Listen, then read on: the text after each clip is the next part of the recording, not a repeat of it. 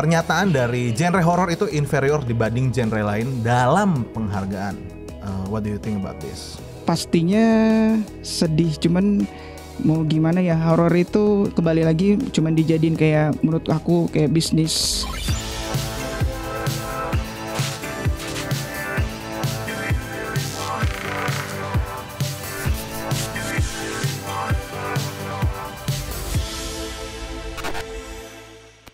Halo Smart Viewers, welcome to Movie Freak. Ya, sore bersama gue Nathan dan aku Fikar. Yes, dan di sini kita akan ngebahas mengenai film-film dan Film. Yes.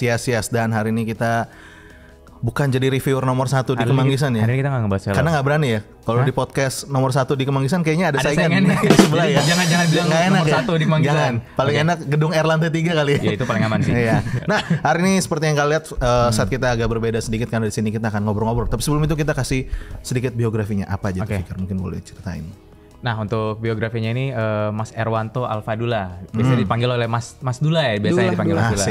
Mas Dula ini terkenal sebagai seorang penulis skenario yang tertarik pada genre horor. Beberapa hasil karyanya itu yaitu Project Panda, Ritual, Mangkujiwo 2, Diambang Kematian, dan yang baru-baru ini tuh ada Kereta Berdarah yang kemarin aku ikut tuh premiernya tuh. Sombong banget. Tapi nggak nyapa ya? Enggak. Sombong banget. Memang pengen nyamperin, cuma udah pergi duluan Mas Dulanya. Oke, baik. Iya. Klarifikasi aja biar nggak salah sih. Ya boleh, silakan lanjut. Oh iya. Padahal tadi rencananya gue pengen sebutin bionya dulu baru sebutin. Nah ini dia Alfadula.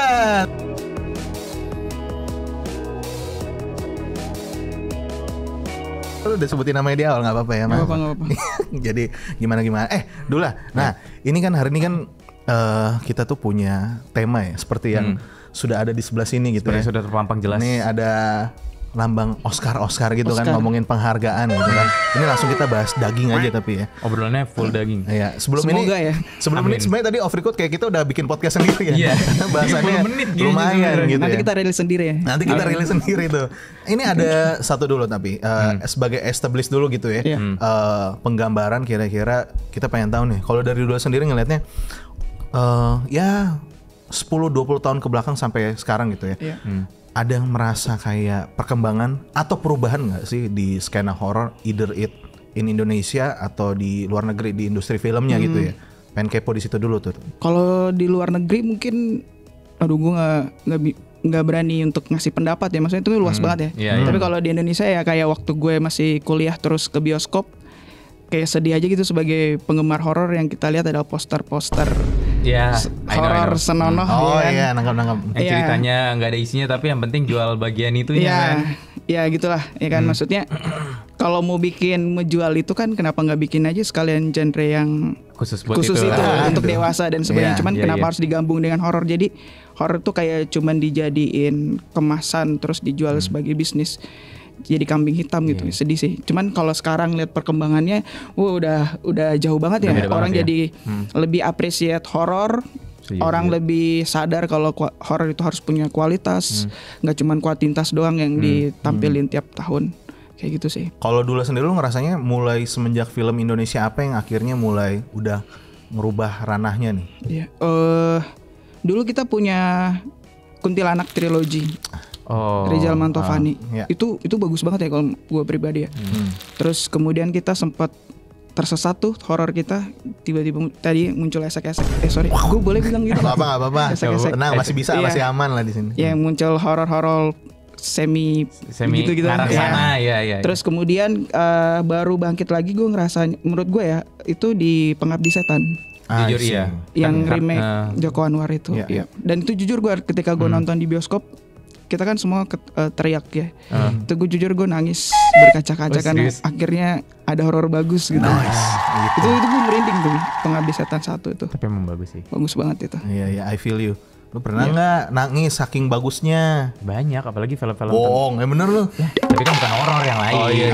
Kalau gue tuh momennya Avatar saking bagusnya. Yang pertama ya. Yang bikin gue kayak anjing, this is true cinema bro. Bener. Itu bener-bener pas nonton kayak wah gitu. Dewa sih itu. Nah, kurang lebih kayak gitu ya dulu yang ngeliatnya. Nah, ini gue ngasih establish juga ya. Maksudnya ini topik obrolan kita hari ini temanya apa, Fikar? Inferioritas film horor di ajang penghargaan. Nah gitu ya guys. Nah sebelum itu gue pengen kasih tahu dulu. Ngomongin Oscar nih ya. Oscar itu dia buat teman-teman FYI, dia tuh oldest, tertua ya, Worldwide Entertainment Award Show di dunia. Jadi dibanding Entertainment Award Show yang lain-lain nih, Oscar paling tua. Bukan cuma di film tapi di seluruh kategori ya, gitu. Nah, lanjut. Kalau misalnya terus juga kita riset-riset. Nah, ini yang kenapa mengindikasikan juga inferioritas genre horor itu sendiri. Eli Roth pernah sempat bilang kayak gini. Dia sempat bilang kalau suatu film itu menjadi terlalu smart, terlalu sukses, orang udah nggak nyebut lagi itu film horor, tapi malah udah masuk ke thriller. Benar-benar. Gitu. Dia ngasih contoh kayak misalkan The Shining. Ya, The Shining. Atau misalkan Invasion of the Body Snatchers, atau Alien, atau sama Jaws. Gitu. Itu waktu pas dibentuk tuh, mungkin kalau yang The Shining, kalau menurut gue sih pas gue nonton juga emang dari awal udah pengen dibentuknya thriller sih. Tapi yang lain tuh emang Oscar emang horor gitu. Tapi orang udah bilang sebutnya enggak nih mah thriller gitu. Orang sekarang aja masih orang pada bingung bedanya thriller sama horor gitu kan. Nah, terus lanjut lagi. Beda sama drama, horor itu juga kadang masih dilihat pendapatannya dulu baru diakui di Oscar. Sama Oscar. Betul. Gitu ya.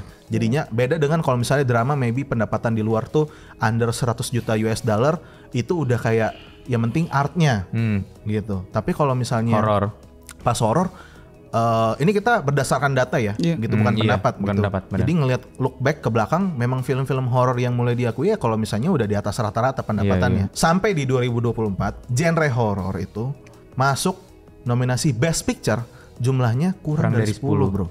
Kurang dari 10. Dan yang menang ya baru segelintir kayak contohnya The Exorcist. The Exorcist itu yang pertama kali memang mulai naik gitu ya, si genre horor ini mulai diakuin. Masuk nominasi itu 15 dan menang Best Picture-nya juga.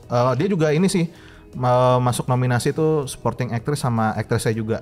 Nah, yang agak disayangkan juga itu kayak misalnya ada director legend Alfred Hitchcock itu nggak menang bahkan juga di Psycho gitu.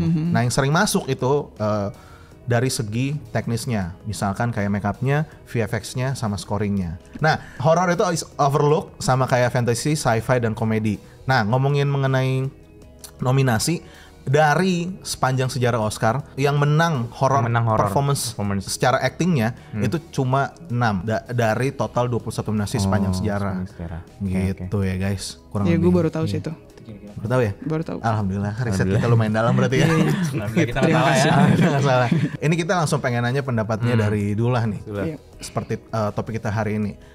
Pernyataan dari genre horror itu inferior dibanding genre lain dalam penghargaan. What do you think about this? Pastinya sedih, cuman mau gimana ya, horor itu kembali lagi cuman dijadiin kayak menurut aku kayak bisnis untuk jualan doang, untuk sekedar menakut-nakuti, hiburan tanpa meninggalkan mungkin kesan atau pesan moral. Jadi masih kayak diremehin. Padahal sebenarnya kalau kita lihat film horor, banyak film horor yang kelihatannya untuk hiburan doang, tapi sebenarnya itu maknanya dalam gitu. Kayak misalkan horor kayak Alien.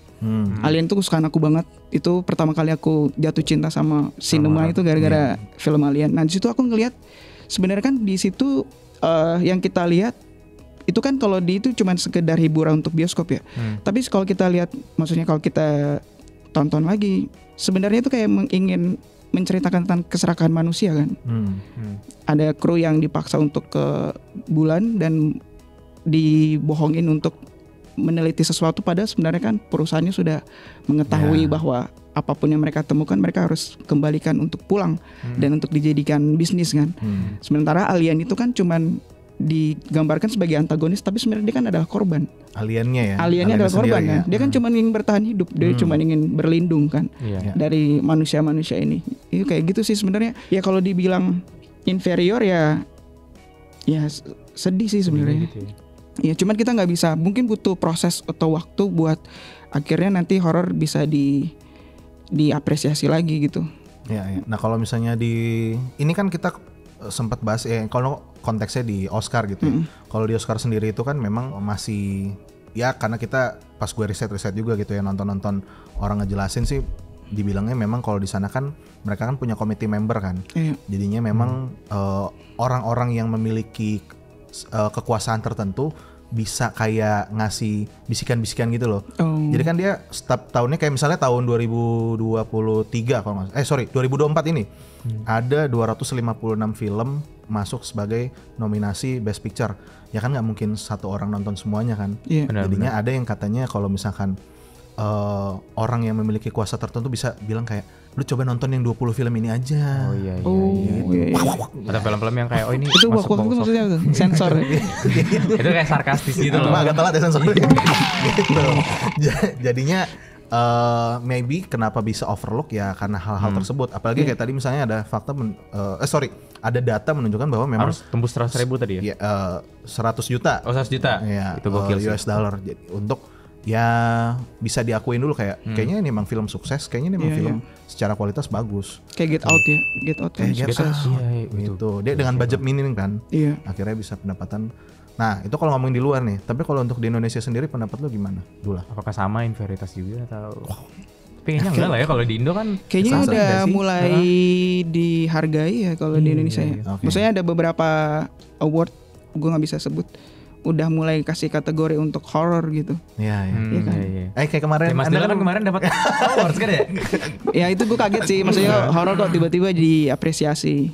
Makanya gue salut banget sih sama itunya. Tapi emang gak heran sih, pas gue udah nonton filmnya sih emang bagus sih. Filmnya apa kak? Dia Kematian ya. Ini mancing atau lu tadi lupa sih? Nggak, mancing. Promo yang terlambat ya. Gak apa-apa, kereta berdarah. Masih tayang kan? Masih tayang guys, masih tayang. Kalau layarnya makin dikit. Walaupun video ini naiknya nanti minggu depan kayaknya masih naik, masih aman. Kita bahas juga soal performance mengenai performance gimana aktris. Nah, kalau performance itu banyak akting perempuan yang luar biasa di film horor. Cuman sedikit nih dapat penghargaan yang didapatkan perempuan di kancah penghargaan sehingga menimbulkan banyak perdebatan di forum. Nah, bagaimana tanggapan Mas Dula nih soal ini nih? Kayak tadi over kita sempat bahas kayak Talk to Me kan. Iya, Talk to Me itu sayang banget sih. Padahal actingnya udah jor-joran banget gitu kan. That's right. Gitu. Udah horor terus mohon maaf, maksudnya perempuan kan kayak masih kurang dihargain juga ya kalau di luar secara pendapatan dan maksudnya rate pendapatannya terus secara awardnya juga kan. Nah pendapat gue ya kayak ini harus mengubah suatu sistem sih kayak iya kan, maksudnya suatu sistem di penghargaan itu sendiri kayak tadi Mas bilang ada pengaruh politiknya, orang-orang tertentu yang berkuasa bisa ngasih kendali untuk menyortir film-film tertentu doang yang padahal ada banyak yang lebih bagus mungkin. Iya, yang lebih bagus mungkin. Nah, mungkin itu sih bisa harus mengubah sistem, tapi nggak bisa kita pungkiri setiap award atau mungkin di luar ya punya kepentingan sendiri-sendiri sih kayak gitu. Terus contohnya aja yang kayak di Toni Collette di Hereditary itu kan sayang banget ya dia. Maksudnya dia udah benar-benar total banget di situ. Iya, jadi ibu di situ, oh my god. Iya, adegan meja, yang adegan meja itu aja tuh udah ibumu. Iya, itu udah maksudnya udah yang penggemar horor mungkin termasuk genre umum juga menyayangkan kalau dia nggak masuk Oscar gitu. kayak ini yang di siapa? Si Sophie ya namanya, si yang di Talk to Me. Oh iya. Si aktrisnya itu dia juga maksudnya dia juga kayaknya pesimis untuk bisa masuk. Kalau nggak salah ya dia pesimis untuk bisa masuk. Soalnya ya gitu dia harus ngelawan sistem. Benar-benar. Itu gue ngikutin banget tuh yang beritanya Talk to Me. Dia kan soalnya awalnya dari YouTuber. Iya, yang terus dua orang itu akhirnya bikin film dan aktor-aktrisnya pun ya masih baru-baru. Iya, tapi gila-gila. Aktingnya gila-gila. Pendatang baru loh. Itu yang bikin gue jadi kaget sih gitu ya. Makanya. Nah, ini buat teman-teman FYI nih ya. Kan kita di sini tuh bukan podcast 1 jam ya gitu ya. Jadi di sini kita sebenarnya intinya buat teman-teman di rumah ya. Ini kita memulai pembuka buat teman-teman biar awareness-nya makin tinggi lah. Kita membuka pembicaraan, terutama di genre horor. Iya, jadi ini kita ngasih obrolan-obrolan awal gitu lah, guys. Jadi buat teman-teman nanti kalau misalnya setelah nonton video ini, syukur-syukur jadi mulai riset-riset juga, gitu, mulai searching. Emang bener nih Movie Freak bahasan kayak gini, emang bener di Oscar tuh kayak gini, emang bener kalau yang perempuan-perempuan aktingnya kurang dihargai. Nah itu ini kita ngebangun awareness aja sih video ini, jadinya teman-teman juga mulai bisa kritis juga terhadap hal-hal tersebut gitu ya. Jadi mungkin maybe pada saat nonton gue juga ngerasa kurang lama nih kita bisa ngobrol sebenarnya. Iya, karena bisa sejam lebih. Bisa sejam lebih, cuma sepertinya tidak itu. Jangan seperti itu. Nah, masih ada pertanyaan berikutnya ya buat dari Dula ya. Nah, ngomongin film horor nih. Film yang menurut Dula harus lebih direkognisi oleh orang-orang, layaknya maybe harusnya bisa dapat penghargaan nih lebih gitu, atau mungkin lebih banyak diketahuin aja. Benar-benar gitu. Ada nggak kebayang Di luar bebas di mana aja? Kayak mungkin ya tadi kayak Talk to Me. Gue nggak tahu ya penghargaannya dia dapat apa aja. Cuman seharusnya lebih sering lagi diomongin ya kan. Iya, itu kayaknya cuma bentar juga deh di bioskop Talk to Me. Iya, tapi secara pendapatan kayaknya udah gede banget. Kan mau ada trilogi kan. Itu makanya kan di endingnya ada teaser juga kan tuh. Iya betul. Ya, kayak gitu sih. Tapi mungkin emang ini menurut gue ya kayaknya emang kalau kenapa Talk to Me nggak dapat penghargaan karena emang nggak terlalu ngikutin pasar kali ya, apa gimana ya? Soalnya ya it's just a different horror aja sih. Kayak inilah menurut gue Di Ambang Kematian. Dia ngomongin pesugihan, ini yang gue lihat gitu ya. Ngomongin pesugihan cuma it's different gitu, kayak dari awalnya dia ada plot twist ya. Gitu. Saya juga kayak kan saya nonton film kan lumayan banyak, jadi kayak kadang udah ketebak-tebak gitu kan, kayak ini juga nanti diginiin, ini juga nanti diginiin. Di awal kok kayak gini gitu kan, udah ke belakangnya it's just another journey aja. Bener, setuju gue Fikra, yang Talk to Me juga kayak gitu. Iya. Ya kayak gitu sih. Mungkin yang harusnya lebih direkognisi lagi tuh film-film yang emang kayak Talk to Me punya bobot cerita yang deep gitu, yang itu kan ngobrolin tentang duka banget kan, benar-benar. duka ke ibunya dan sebagainya kan. Itu tuh kan, iya itu mental health-nya kuat tuh. Sama Smile.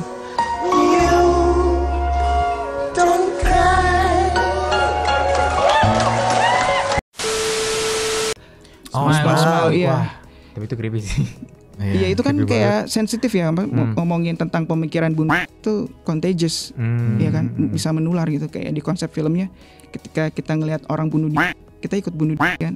Kan sebenarnya kan bahasan umumnya kan, ya bunuh diri itu contagious, makanya harus ditangani serius. Iya, kan angle perspektif lainnya gitu kan. Kayak di It Follows, nonton It Follows. Aduh, sumpah, lu sebelum ngomong itu di kepala gue, abis ini gue pengen bahas It Follows nih. Karena ketika Smile, gue nonton Smile, di kepala gue itu tuh juga yang muncul di pertama kali kepala gue dia It Follows. Sama. Konsepnya sama kan, meneruskan curse. Iya kan, mirip-mirip kan. Nah kayak di It Follows juga kan itu tentang analogi penyakit seks menular. Itu kan ini kayaknya dia belum nangkep nih. Coba mungkin boleh kasih tahu dikit It Follows tuh kayak gimana sih dulu. Saya belum pernah nonton ini. Ini kayaknya dia belum nyambung nih kayaknya. It Follows tuh nyeritain tentang kutukan yang lu harus terus, lu bisa terbebas dari kutukan itu kalau lu, mohon maaf, berhubungan intim ke orang lain. Jadi dia gitu, hantunya itu tuh analogi dari penyakit seks menular itu. Kayak gitu. Jadi lu harus berhubungan seks sama orang lain dan pastiin orang itu berhubungan seks sama orang lain juga. Kayak gitu. Itu konsepnya fresh banget dan hantunya berjalan lambat. Jalan lambat doang. Jadi lu sebenarnya kayak lu di sini terus tiba-tiba pergi ke Singapura, dia tetap jalan tuh. Tetap jalan lambat. Dan itu creepy banget. Nah, maksudnya secara cerita kan itu sebenarnya sesuatu yang sensitif kan, sesuatu yang harusnya sering dibicarain, didiskusin, direkognisi tentang penyakit seks menular itu kan. Kayak gitu sih. Iya.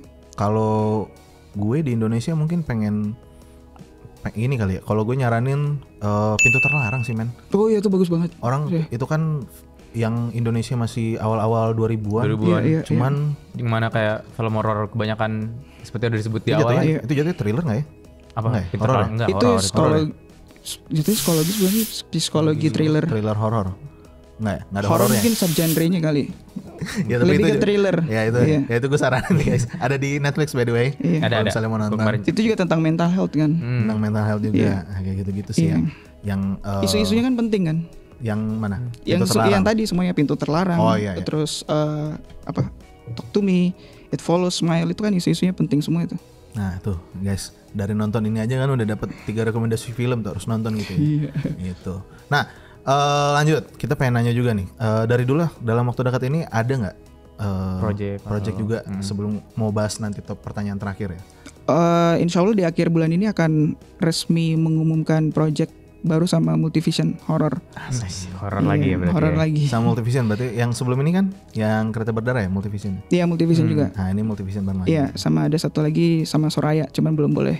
Oke. Tanggal berapa ntar dikasih tahu, boleh spill yang sama Multivision ini? Insya Allah tanggal 22. Berarti H+1 kayaknya. H+1 ini tayang nih. Besoknya. Gitu. Sebenarnya udah di spill beberapa orang sih, cuman gue nggak tahu, gue takut salah ngomong. Iya. Nah Mas, dari tadi kan kita udah ngomongin film horor nih. Nah, pengen tahu kayak 4 film horor favorit lo di Letterboxd tuh apa aja sih? Iya, kan di Letterboxd kan biasanya ada bisa ngasih 4 kan tuh favorites. Favorit film horor. Kalau isinya harus horor semua tuh. Oh gitu. Gue nggak punya akunnya soalnya. Oh iya. Beda misalnya kayak 4 film horor Cuman favorit boleh lo. 4. Bentar. FYI lucunya adalah dia nggak punya akunnya tapi dia ada nama dia di situ. Keren. iya. Emang iya? Iya nggak sih? Nggak Kan tahu. kalau cast sama kru kan emang ada kan. Oh iya. Iya. Ya tapi tetap kan. Itu cuma 4. Cuma 4, cuma 4. 4 aja. Kayak top of mind-nya gitu. Aduh susah juga ya. Ini luar apa Indo, Pak? Bebas ya? Bebas. Luar aja kali ya. Boleh deh. Boleh. Tapi kalau boleh 4 request nih ya. satu gitu request Serial Indo. boleh deh. Hah? Series boleh? Jangan sih, soalnya kalau di Letterboxd dia serial kayak nggak banyak dimasukin. Oh gitu. Kalau film doang. Sayang banget. The Witch. The Witch. Itu tuh. Anya Taylor-Joy. Yes, itu number favorit. Baru Top gue suka one Anya gue. Taylor-Joy. Ya, itu. Terus Itu bagus banget. Terus It Follows tadi. It Follows. The Others yang dulu Nicole Kidman. Itu. Itu plot twistnya persetan ya. Itu gila sih. Iya. Tapi jangan kalian searching, jangan lihat langsung endingnya ya, karena itu Iya, baru itu akan jangan ngerti sih. di endingnya. Betul. Gitu. Satu lagi. Oh, The Martyrs. Ini gue nggak tahu nih. Apa nih? Itu film Prancis. Mungkin boleh di explain. 2015 itu lu nggak akan bisa nebak. Gue nggak tahu ya. Gue selama nonton gue nggak bisa nebak plotnya. Terus endingnya bikin gue ngangah sampai kayak sesak napas. Oh shit man. Itu gila sih endingnya sih. Premisnya apa dulu? Premisnya tentang lu akan ngelihat sepasang cewek yang kabur dari tempat penyiksaan. Terus mereka balas dendam dan lu akan tahu sebenarnya apa yang dilakukan sama orang-orang yang menyiksa itu. Tujuan mereka apa? Prancis ya? Film Prancis. Tapi di remake sama film Amerika cuman Amerikanya gagal. Oh, 2000-an atau 2015. Baru. Nggak baru, itu udah berapa tahun yang lalu. Kalau nggak salah 2015. Enggak, maksud gue kira film tahun 90-80 gitu loh. Itu bagus banget. Bagus banget ya. Bagus. The Martyrs. The Martyrs. Oke, fix itu masuk. Dan nanti akan endingnya quotes relate. list. Endingnya relate. Relate banget. Ya, gak usah di inilah. Tapi Kak, tadi kan film-film luar semua tuh kayak gue tuh penasaran top of mind lo misal kayak kalau Indo sebutin film horor satu Indo gitu. Kayak langsung ting gitu. diambang kematian. Enggak ada lah. Kalau sendiri dong. Bias banget itu. Satu doang. Iya kayak pas gue bilang film horor favorit langsung muncul di kepala lo. Ya beberapa juga nggak apa-apa Iya deh. sih nggak apa-apa deh. Kuntilanak yang 2006. Asik. Terus Kuntilanak Keramat. 1, 2, 3. Keramat. Oh. Keramat. Ya. Keramat Iya, iya. pertama ya. Terus Dua lagi deh, biar sama Letterboxd. Ini emang Pengabdi Setan yang dulu yang lama. yang iya. duluan itu. Oke. Punya Mas Joko Anwar bagus. Cuman yang pertama itu yang The bikin Origin-nya, iya. The Origin tuh Iya. bikin gue takut sholat waktu orang kecil. nggak bisa tidur tuh Iya, ya. sama nyokap gue juga takut tuh nonton. Itu serem banget sih. Terus Padahal kayak hantunya tuh cuman kayak sorry ya maksudnya kayak masih kurang banget kan Iya. kalau dibanding Oh, kalau kita lihat sekarang, Ya pada Iya, zaman iya. itu men, Iya, buset. kalau kita lihat dulu pasti udah takut sih. Iya. sih. Terakhir satu lagi. Ini sebenarnya kita emang orang dalam Letterboxd ya. Makanya Promosi Letterboxd. Promosiin mulu ya. Aduh, apa apa satu ya? lagi kira-kira? Pocong 2 kali. Pocong 2. Why? Iya. Kenapa spesifik 2? Kan yang pertama nggak tayang. Karena ada masalah. Oh iya, yang pertama nggak jadi tayang Kak, ada problem waktu itu. Oh, enggak tahu gue. Ada. Iya. Apa tuh masalahnya? Apa kau boleh tahu Fik? Ada lah ya. Apa? Adalah ya. Iya, Sensitif ada. sih. Sensitif Kak, sensitif. Oh, gitu? Iya, sensitif. Tapi nggak tahu deh kalau sensitif apa enggak. Tapi cuman kayak intinya nggak boleh tayang lah. Oke. Nah, itu ya Smart Views ya kira-kira obrolan kita pada hari ini. Thank you ya Dula udah mau datang pada hari ini. Thank you. Udah bisa ngobrol-ngobrol. Seneng banget, syukur banget. Betul. Nih Anda narsum pertama setelah sekitar 4 tahunan ya. Swindo ya. Ke Movie Freak ya. Yang kemarin special episode tidak dihitung ya karena special episode. Kalau reguler ini Anda pertama ya. Iya. Seneng banget sih gitu karena Akhirnya ada lagi ya. yes, jangan kapok-kapok ya dulu, siapa tahu nanti next time kita Bisa ngobrol-ngobrol lagi gitu Iya, kan. senang banget gue. Ya. Atau lebih dari ngobrol lu juga bisa. Nanti kan habis apa tuh? Ya maksudnya ada project bareng. Buat Smart Views pokoknya buat teman-teman jangan lupa untuk selalu follow Movie Freak. Jangan lupa untuk apa Fikar? Jangan lupa untuk like, comment, and share. Dan jangan lupa nyalain loncengnya biar nggak ketinggalan video-video terbaru dari Movie Freak. Yes, pastinya juga jangan lupa follow akun TikTok kita Betul. di @movie.freak. Nanti Betul. ada kontennya Dula juga loh di TikToknya, kita. Di jadi sana kalian- mungkin boleh langsung dicek-cek ya. Oke, Smart Views nanti minggu depan kita akan baik lagi. Thank you. Akhir kata Nathan pamit. Dan Fikar pamit undur diri. Sampai jumpa di episode selanjutnya. Bye bye. Bye.